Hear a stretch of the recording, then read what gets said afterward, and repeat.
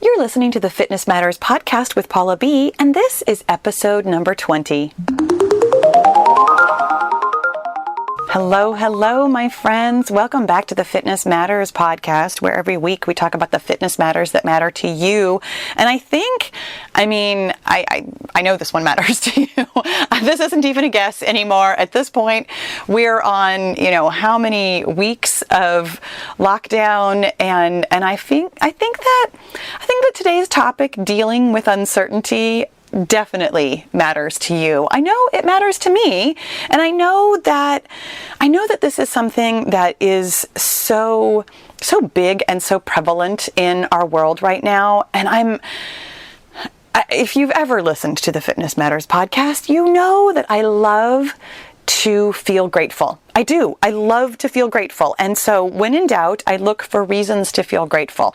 And this current situation has actually given me lots of things to feel grateful about. And here's one of them. I have not necessarily wanted to talk about dealing with uncertainty here on the podcast, but this current world situation has really asked me to think about how I think about anxiety, how I think about crazy situations, how I think about death, how I think about uncertainty, how I think about illness and the future and all kinds of things. And I'm so grateful for the opportunity to think about and talk about and present to you some ideas about how to get through scary, uncertain times when we feel anxious and when things could go on for a while. I was actually having a conversation with my husband yesterday. We were talking. I try really hard. This is it's on topic, but it's not entirely what we're talking about today. But I try really hard to limit myself. I don't really watch the news at all. I'm extremely, extremely careful about what I take in so that I can manage my mind. And so I try very hard I visit a couple of websites. I go to the CDC and the WHO websites. I try very hard to look at numbers, and obviously, I understand that those numbers are human beings. I'm not trying to say that I'm cold-hearted about this, but what I am saying is that I try very hard to distance myself from some of the news media and social media that is really bringing on panic and anxiety, and I try to focus on facts, and I try to focus, again, like I said, on what I can be grateful for, what I can do to be my best during this time, what I can do to be safe, what I can do for other people to help them be safe. And just so you know, because I'm not a doctor, I am not going to offer you any kind of medical advice, any kind of tips about anything, about keeping yourself physically safe. My milieu is much more about your mindset. That is what we talk about around here. It is about your fitness mindset and how much that matters. Feeling uncertain, it's not helpful, and it's not. In fact, I just realized that I didn't finish my story about what I'm grateful for and what I was talking about with my husband. I was telling him that I'm so grateful for the fact that I've been training for this kind of a situation for years. Being an ultra marathoner has really trained my mind how to think about situations that feel dire, that feel difficult, that feel like they're going on for a long time. We talked about this last week with the, episode 19 about, this is a marathon and not a sprint. And if you didn't listen to that, I will link it in the show notes. Depending on where you're watching or listening, there's always a way to get to the links of anything that I reference in any episode. But so I was talking to you guys last week and to my husband yesterday about how grateful I feel that I know how to look forward even when I feel awful. I know how to keep putting one foot in front of the other because I understand that all difficult situations will resolve themselves in one manner or another. I mean, at some point in time, this whole situation will be different. Not necessarily better, not the way it was, not any of those things, but it will be different than it is right now. And so that kind of does lead into what I'm talking about with dealing with uncertainty. I'm about to throw out a little truth bomb here. No F-bombs today, no swearing, but a little truth bomb here. My friends, we are all kind of freaking out about, oh, things are so uncertain right now. And I want you to know that life is always uncertain. Always. This right now is not any more uncertain than our lives always are.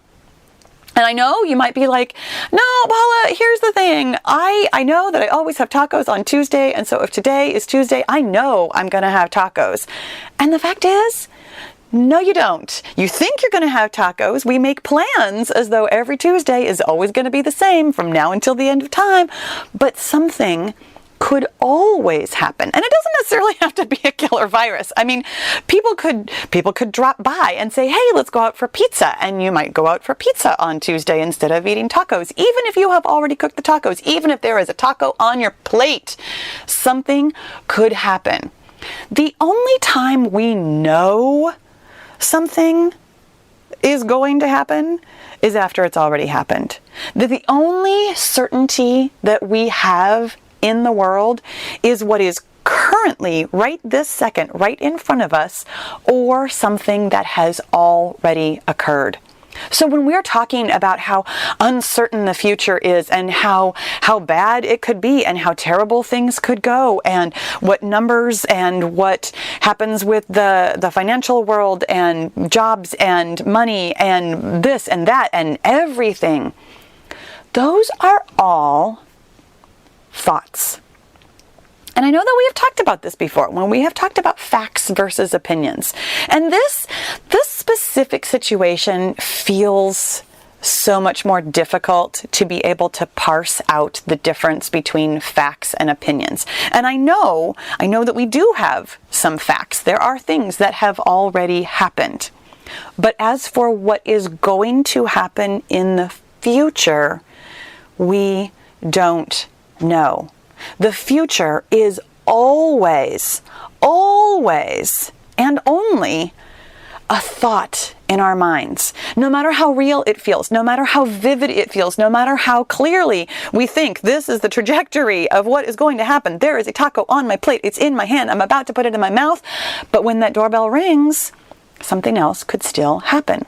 Now here's the thing.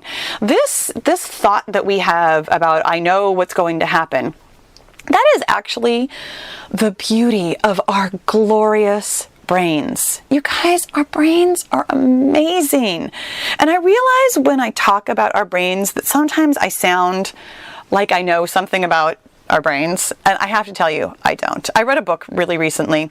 Fascinating book. If you ever have any interest in reading a book about neuroscience, I wouldn't have thought that I was going to be super into it, but it is something that I am just so curious about. I'm so curious about the way that our brains work.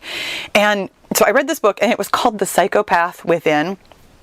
And it was part memoir, part neuroscience, nonfiction, I mean, it was all nonfiction book about this man who is a brain scientist who discovers, as part of some other research that he was doing, I think about Alzheimer's, if I remember correctly, he gets an MRI and discovers that his MRI shows that he shares a very similar characteristic that you can see during an MRI with psychopaths. It was such a good book, and I totally feel bad giving you this recommendation if you are interested in it, because I don't remember the author's name. It's called The Psychopath Within. I can't imagine that there are too many books with that title. I got it from my library. It was fascinating. I read it in like a day and a half. I mean, it was a really easy, but not easy read. But anyway, I realize that sometimes I sound like, oh, I totally know how our brains work. Reading that book, I don't even scratch the surface. I don't even come close. I am probably sometimes completely off the mark and or just explaining things with these gross generalizations, but I'm going to continue to do so because here's what I understand. And I haven't been proven wrong yet, but here's what I understand about our glorious brains.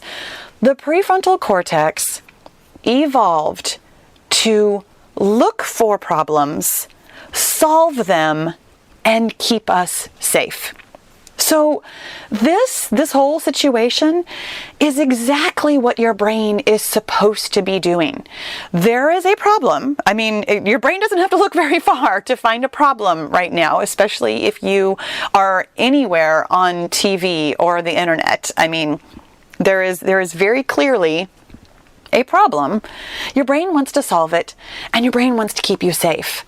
But sometimes your brain, having these, this great vivid imagination, this ability to think into the future, to imagine the possibilities of the future, and to then solve future problems in order to keep you safe, sometimes the brain kind of gets stuck in that looking for problems phase. And in fact, I would venture to say that it gets stuck in that looking for problems phase for most of us a lot of the time. And some of that is because of the media that we take in. And I apologize. I actually don't mean to be on some like anti-media rant today. That's not how I feel, and it's not really where I'm going with this.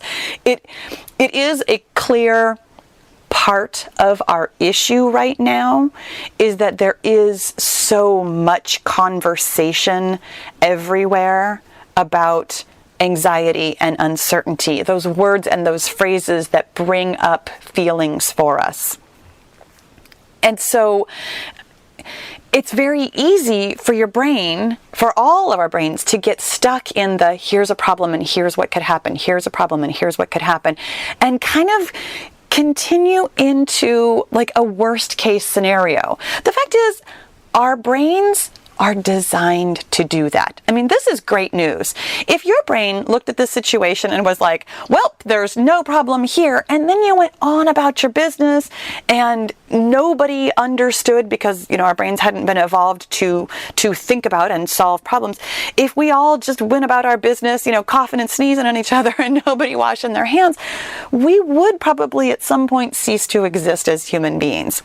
But because we are capable of saying, hey, here's what we can do, here's what could happen next, and here's a likely, if not solution, at least part of a solution to help us get through this, we wouldn't be where we are right now if we didn't have that ability. So your brain is just doing what it's supposed to do. And honestly, I really only have two pieces of advice for you as far as dealing with uncertainty. And I do hope that understanding that life is always uncertain and understanding how your brain looks at uncertainty, I hope that feels like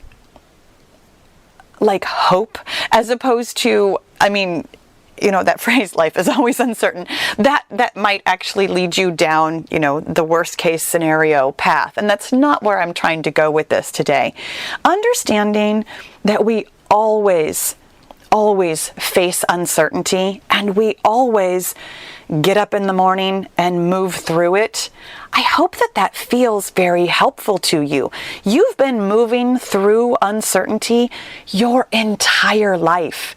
You have been training for this. You are capable of looking at this situation and saying, I'm going to keep putting one foot in front of another, no matter how bad this seems right now, because I know that that's all I can do. I'm going to keep moving forward.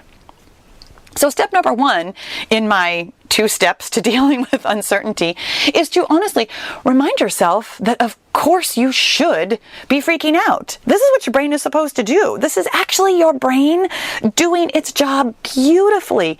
You freaking out or feeling uncertain, feeling anxious, feeling scared, and feeling all of these feelings that we feel, that is your brain doing its job. That is great news. That really is the foundation of solving problems. Being able to identify the problem and seeing that there is a problem is what your brain was designed to do. Your brain can see problems, it can solve for problems, and it wants to keep you safe. So everything that you are thinking and imagining and projecting right now, that's your brain doing its awesome, amazing, fantastic brain job.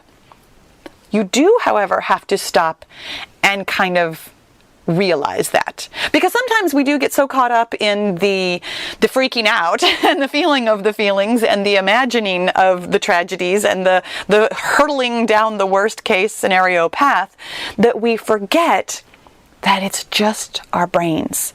These are thoughts that our brain is having.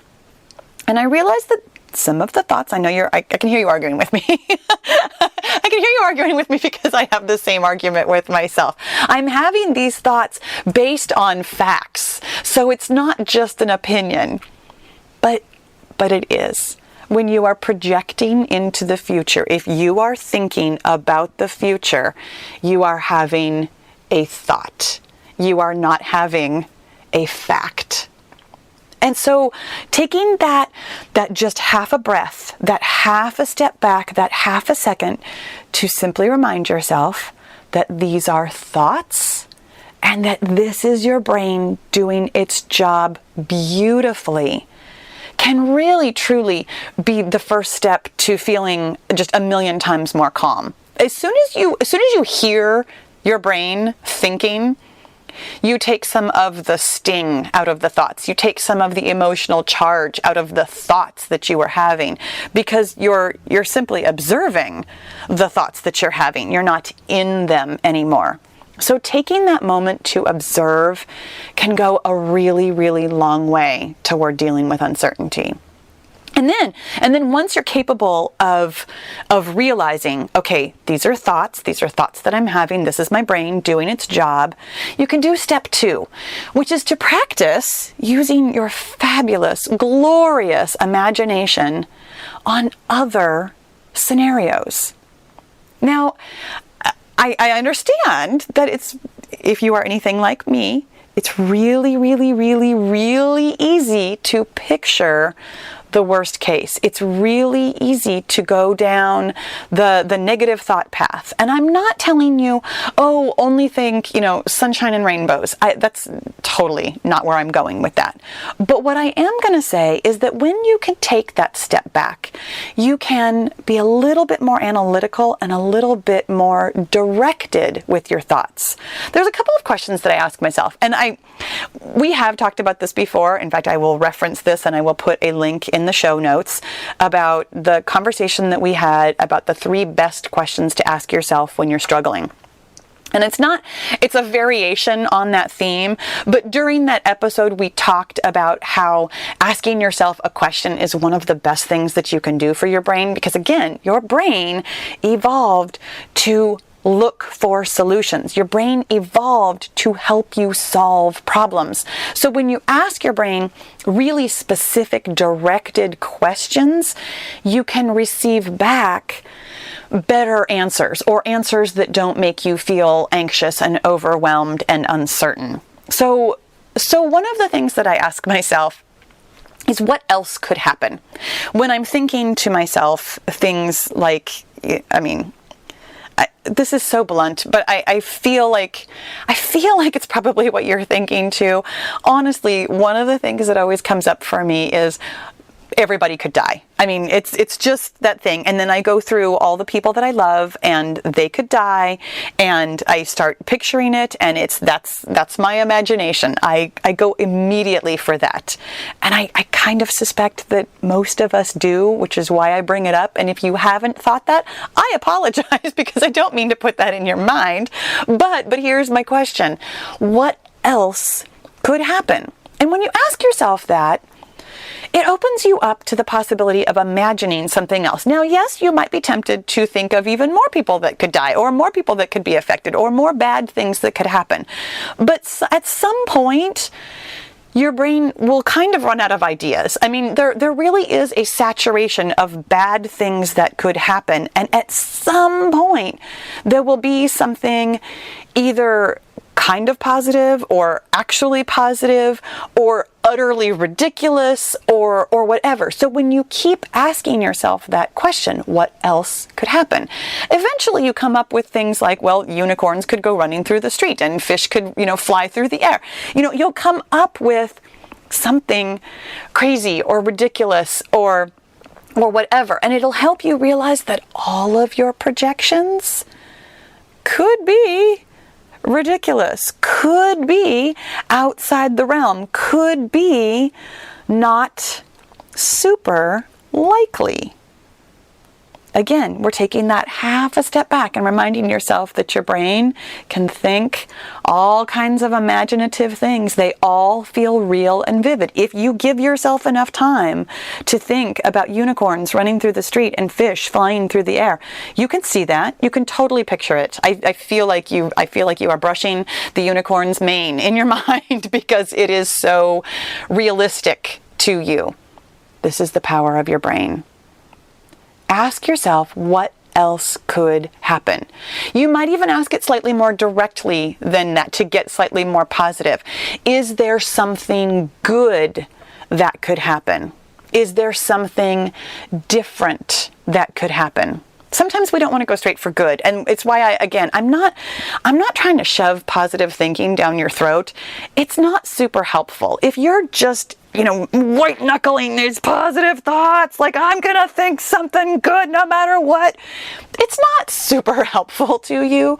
But when you can organically picture and then imagine something that isn't dreadful, that isn't awful, that might be likely, maybe it's not super probable, but it could happen. It's a great way to get your brain to calm down, to not feel the anxiety and uncertainness, and to picture something, if not positive, at least different from the worst case scenario. The other thing that I ask myself, and I actually ask myself this one really frequently, not just about like world events and terrible things happening, but sometimes when I find myself worrying about something kind of ridiculous or small, or something that happens, or used to happen. Because I ask myself this question, it doesn't happen as often anymore. Sometimes when I'm falling asleep at night, I imagine this happens to you too. I'll replay a conversation in my mind that happened like 20 years ago. I mean, it's kind of silly how my brain will just call this up. Like, well, I know you wanted to go to sleep, but hey, let's revisit that one time you said something really dumb. I know this happens to you too. And so when my brain starts to do that, I think to myself, hey, that's my brain being my brain. Isn't it crazy how my brain wants to think this thought? And then I say to myself, if I can think anything in the world right now, because I can, what do I want to think about? And this is kind of a variation on my how do I want to feel. I love this one. What do I want to think? Because they're intrinsically related. How I want to feel is almost always grateful, and therefore I have to think some kind of gratitude, thankful thought. So ask yourself, if I can think about anything in the world right now, what do I want to think about? And it doesn't mean that you are automatically not going to think about world events. It doesn't mean that you're not going to think about families and people and situations. But it means that you could think literally anything, or you could think more constructively, maybe more positively, maybe in a more helpful manner about the things that you're already thinking. When you think about what you want to think about, I'm assuming, this is a total assumption on my part. I'm assuming that you don't really want to spend a lot of time thinking about the economy or people dying or bad things. I'm assuming that you'd actually like to think, at least occasionally, about puppies and rainbows and unicorns with soft, silky hair, right? So by asking yourself that question, you at least open yourself up to the possibility of thinking some good things. My personal, what I'm aiming for in the world, I'm never trying to tell myself that I can't think negative thoughts. I personally find that ridiculous. I'm never aiming to feel positive 100% of the time. I don't think it's possible, and I also don't think it's super helpful, truly. If we don't, let's sing the theme song from The Facts of Life, right? You take the good, you take the bad, you take them both, and there you have the facts of life. Life isn't always good.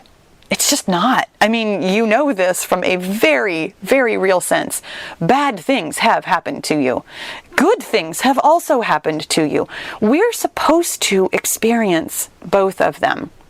So rather than aiming for, I'm going to think positive thoughts all the time and that's what's going to get me through, what I try to do is, if I'm going to have negative thoughts, then I would like to also have some positive thoughts. I try to give myself, if not an exact, 1-to-1 ratio, at least some time in positivity so that I'm not constantly in the negativity or feeling like I'm constantly in the negativity. And that's what I'm going to suggest for you. In much the same way that, I feel like we kind of talk about this when we're working out. If you do any of my full-length workouts with me, I don't see myself as somebody who has terrific balance, both physically and metaphorically, just in general. I tend to be a little bit extreme. I tend to go, like I said, directly for the we're all going to die kind of scenario. Physically, I have a very difficult time with balance. And I have told you my story, and if you're new, then maybe you have not heard my story. About 10 years ago, I went to the sports medicine doctor because I was kind of constantly injured from running. And she was, doing some tests, trying to figure out, okay, where might the problem be? And she asked me to stand on one foot, and I almost immediately fell over. And she kind of laughed at me. She was like, well, I think we found the problem. You don't have very good balance. And she didn't laugh at me in a mean way. Trust me, it's a funny story. It's funny to me also. Because, I fell over. I literally couldn't stand on one foot. And so over the past 10, actually it's more than 10 years, 10 to 15 years, some rather large amount of time, I have really consistently worked on my balance. I work on it a little bit, a lot of times, and have for years now. And I still wobble. I still fall. I'm still working on my balance, but I'm aware of it and I'm working on it. That's how I feel about trying to be positive. I'm aware of the fact that my brain is more than happy to freak out. It's very, very willing to feel uncertainty. It's very willing to feel anxiety. It's very willing to feel fear. I am aware of that, and I'm working on balancing that out. I'm working on imagining what else could happen. If I could think anything in the world right now, what do I want to think about? I'm looking for things to think about that can make me feel grateful. I'm looking for things to think about that can help me not feel anxious and uncertain. That's my advice for you. Don't be aiming for 100% positivity. Life is always uncertain, but it's not always good and it's not always bad. Remind yourself, I'm going to go over the 2 steps again. Remind yourself that freaking out is your brain being your brain, and thank goodness your brain behaves that way. Otherwise, we probably would all die. And number 2, just practice using your fabulous imagination on other scenarios. If you can take the good and the bad, you take them both, and there we have dealing with uncertainty, my friends. I hope, okay, let me issue that final thing that I feel like I say every week, but I am trying to take a practical and somewhat lighthearted look at this situation, because I cannot offer you medical advice. I don't have any. Because I can't offer you much in the way of dealing with the physicalness of our current situation, I can help you find positives in your mindset. I can help you with your fitness mindset and how much it matters. And I do hope that when I'm making jokes and singing the facts of life, that it doesn't come off like I don't understand the gravity of the situation, or like I'm not sympathetic to the gravity of the situation. My hope is that we together can take the scary stuff and also take the positive stuff, take the good stuff together. And I always, always hope that it's helpful to you. So my friends, I want to know, if you can think anything in the world right now, what do you want to think? I would love to know. I would love to know what you come up with for something that you would like to think right now when you're dealing with uncertainty. Make sure that you leave a comment. Come find me on social. You know. Thank you so much for joining me this week. I'll talk to you again soon.